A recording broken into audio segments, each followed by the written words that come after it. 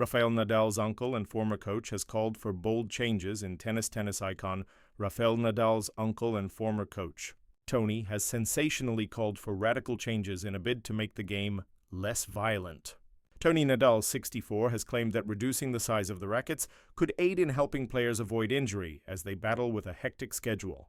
Tony has also insisted that tennis as a sport has become a spectacle based around who can hit the ball the hardest. With the former coach known as one of the more outspoken voices in the game, many will disagree. But the real problem is that the ball is getting faster and faster, he said in an interview with La Gazzetta dello Sport.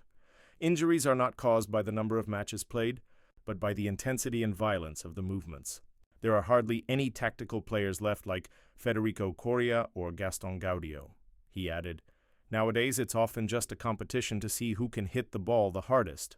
And when you make such rapid movements, rushing towards a ball at full speed, braking and then starting again, it's easy for your body to reach its limit and get injured. I think we should try to slow the game down a little. Nadal's solution is clear. The game needs smaller rackets, a measure that he has been advocating for years.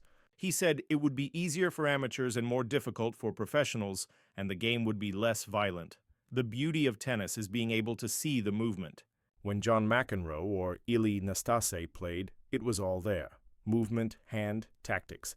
Tennis is the only sport that starts with a penalty. If you serve well, your opponent doesn't play.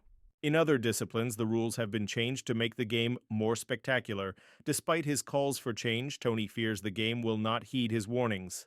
He said, "The managers are only interested in the best players, and they prefer everything to stay the same."